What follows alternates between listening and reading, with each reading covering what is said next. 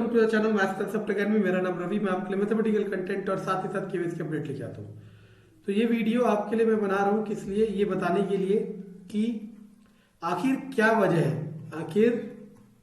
वजह है जो केवीएस को लेके इतने रूमर्स उठते हैं और कौन झूठ बोल रहा है और कौन सच बोल रहा है। ऐसा क्यों?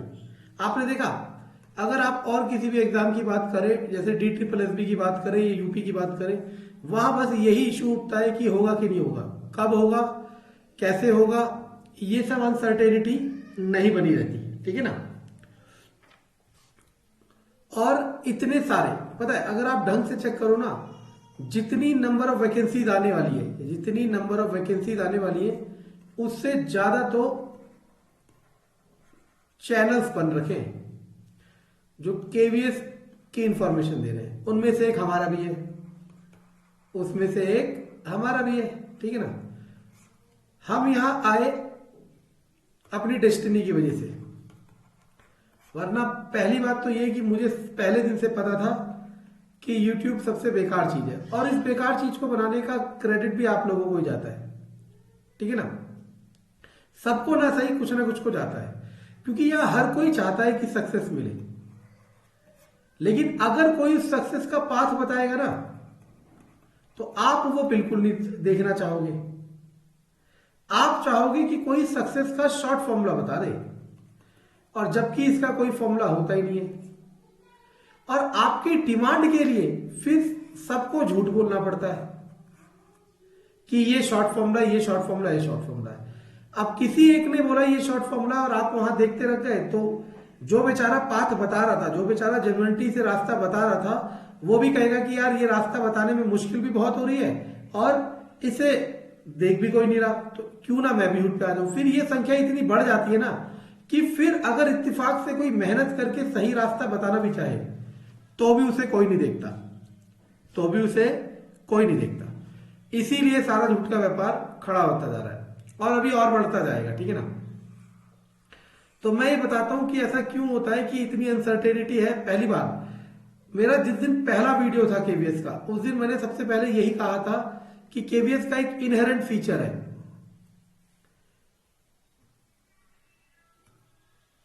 केवीएस का एक इनहेरेंट फीचर है और वो फीचर है अनसर्टेनिटी। केवीएस का एक इनहेरेंट फीचर है, वो है अनसर्टेनिटी।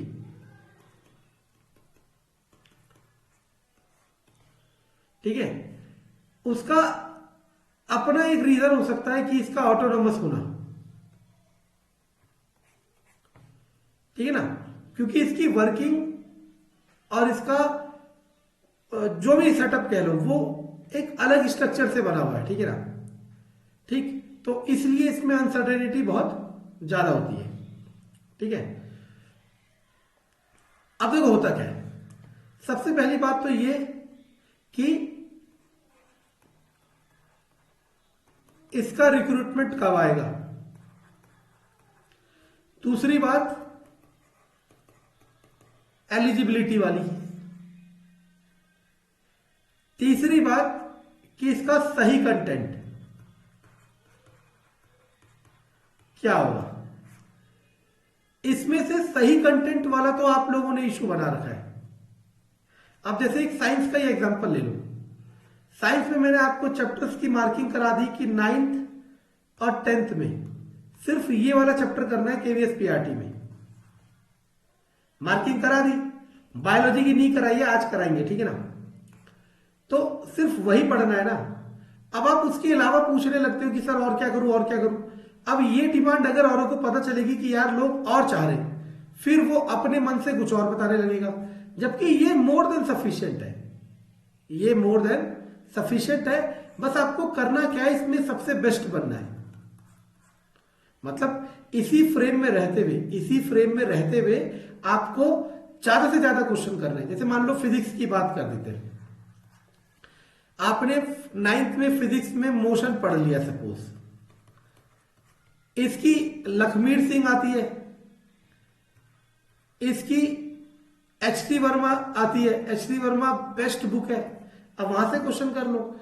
आप किसी भी पीसीएस में साइंस वाले सेक्शन में जाओ, जैसे कल मैंने एक वीडियो बनाया था, उसमें चैप्टर वाइज क्वेश्चन उठा लो, आप ये कर सकते हो। लेकिन अब आप ये सोच रहे हो कि मैं 11th का भी कोई चैप्टर कर लूं या 12th का भी कोई कर लूं या कोई और एक्स्ट्रा टॉपिक कर लूं, तो वो आपकी गलत फहमी है, ठीक है ना। ये वाला इश्यू आपने बना रखा है, ठीक है ना।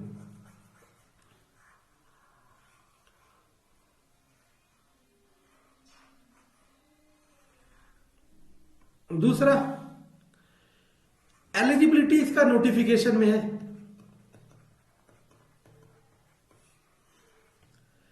प्रीवियस वाला।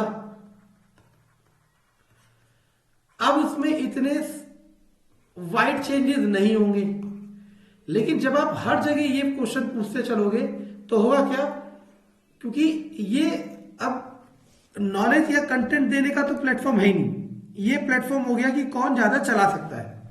और जैसे वो फैशन वाली बात है, अब जब पता चलेगा कि लोग पूछ रहे हैं तो कोई ना कोई बना देगा, और जो बना देगा उसका चल जाएगा, क्योंकि लोगों को अलग चाहिए। अब उस अलग के चक्कर में बाकी भी इसमें कूदना शुरू कर देंगे, और फिर ये सही बन जाएगा और जो सही है वो डाउटफुल बन जाएगा।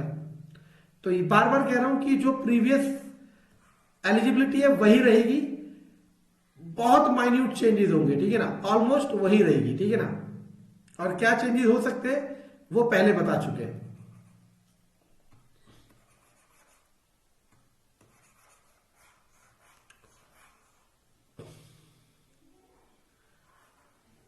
अब बारी आ रही है कि रिक्रूटमेंट कब आएगा।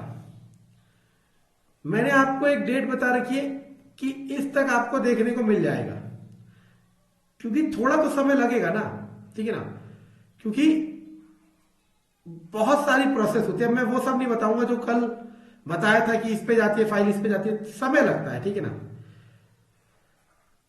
अब मैंने ये कह दिया, अब आप कोशिश कर रहे हो कि इससे पहले कब हो सकता है, इससे पहले कब हो सकता है, और ये डिमांड जब मार्केट में पता चलेगी तो कोई ना कोई कह देगा भाई इस तक हो सकता है। और जब उधर व्यूज ज्यादा आएंगे तो क्या करेंगे, बाकी लोग भी कहेंगे इस तक बन सकता है। फिर क्या होगा, कोई सोचेगा इसमें अब पुराना हो गया, मैं नई डेट बता देता हूं। इसमें आप अपने आप को डिस्टर्ब कर रहे हो और कुछ नहीं कर रहे हो, आप अपना समय बर्बाद कर रहे हो और अपने आप को डिस्टर्ब कर रहे हो, ठीक है ना। सबसे सही मैंने ये कह रखा है, आपके पास अब 4 महीने ही है मैक्सिमम, आप तैयारी करें। अगर कोई सोच रहा है कि मेरी तैयारी बहुत अच्छी हो रखी है, अब मैं इतनी अच्छी है कि कल ही एग्जाम निकाल लूंगा, तो भाई ये आपकी गलत फहमी है, ठीक है ना। हर किसी की प्रिपरेशन में कुछ ना कुछ कमी जरूर रहती है, आप उन कमियों पे काम करो, और अगर फिर भी कमी नहीं है तो आप जहां तक कर रखे हो उसे मेंटेन रखो कुछ महीने। तो ये सारी वजह है किसकी, दुनिया भर के उसकी, और हमारी डेस्टिनी ने हमें यहां पे खींचा, वरना मैं यहां आता नहीं, ठीक है ना। और केवीएस वाले सेक्शन में तो कभी नहीं आता, क्योंकि इसमें चाहे आप कितना भी अच्छा करने की सोचो, आपको वो ही मिलेगा, क्या कहते हैं, गालियां ही मिलेगी। और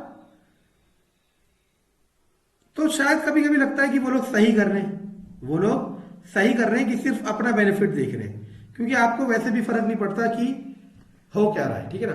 अच्छा, कल की वाक्य से एक बात और याद आया कि एक जना ये कहने लग गया कि छोड़ यार, अच्छा वो नहीं कहते, वो कह रहा है कि आप कोर्स लॉन्च कर दो। मैंने कहा मैं जरूर करूंगा और फ्री करूंगा, वैसे तो चल ही रहा है कोर्स, ठीक है ना, तो देखने वाली बात है, लेकिन फ्री करूंगा। और अपने सब्जेक्ट का, मैथ्स, साइंस, रीजनिंग, ठीक है ना, इन तीनों का फ्री करेंगे, ठीक है ना। डेट ऑफ रिक्रूटमेंट वाले दिन, जिस दिन रिक्रूटमेंट नोटिस आएगा, तब तक मैं इस सिस्टम को सीख रहा हूं, इस प्लेटफॉर्म को सीख रहा हूं, सॉफ्टवेयर को सीख रहा हूं, और जब तक मैं बहुत परफेक्ट हो जाऊंगा, ठीक है ना। लेकिन मैं अभी लास्ट में फिर यही कहता हूं कि डाइवर्जेंस आपके लिए नुकसानदायक है, और कोई और, चाहे मैं हूं चाहे कोई कोचिंग वाला हो, कोई और आपको सक्सेस तक पहुंचा ही नहीं सकता जब तक आप खुद मेहनत नहीं करोगे। आप खुद मेहनत कर रहे हो, फिर आपको कोई डाउट मिल रहा है और उस डाउट को आप सीखना चाह रहे हो, तब कोई मदद कर सकता है। अगर आप सोचो कि मैं यहां से जाऊं इस सिस्टम में और सीख के सीधा जॉब लेके निकलूं, तो ये आपकी गलत फहमी है, ठीक है ना। बाकी और क्या कहा जाए, ठीक है ना। तो मैं यही कहूंगा कि फालतू ना सोचे, दुनिया भर का ज्ञान अपने अंदर ना ले, जो आपका इस सब्जेक्ट स्पेशल या जो भी आपका सिलेबस मेंशन कर रखा है उसे अच्छे से करें और रिवीजन करें, इससे ज्यादा कुछ नहीं करना। Thank you.